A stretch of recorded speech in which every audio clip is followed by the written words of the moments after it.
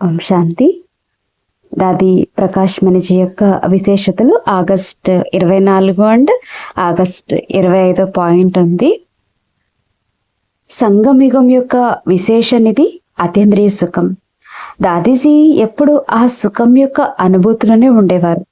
దీనికోసం వారు అన్నిటికీ అతీతంగా మరియు అందరికీ ప్రియమైన వారిగా అయ్యే విషయంలో చాలా మంచి సమతుల్యత పాటించారు. ఎంతగా వారు వ్యవహారంలోకి వచ్చేవారు అంతగా అంతర్ముఖంగా ఉండేవారు.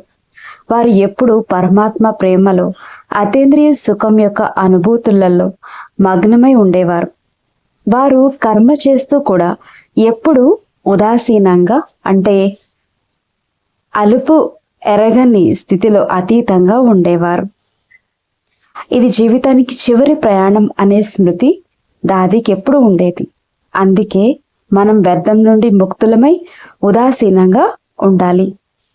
మీ సంకల్పాన్ని ప్రతి శ్వాసను మరియు సమయాన్ని సఫలం చేసుకుని విజయమూర్తిగా కూడా కావాలి.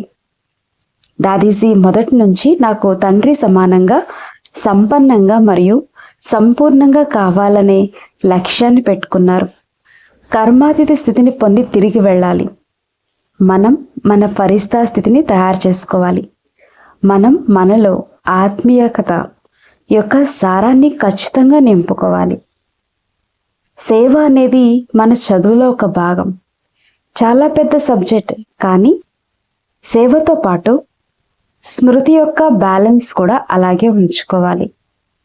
దాది లక్ష్యానికి తగినట్లుగా లక్షణాలను ధారణ చేసి బాబా వలె కర్మాతీత స్థితిని పొందారు. అచ్చా. ఓం శాంతి.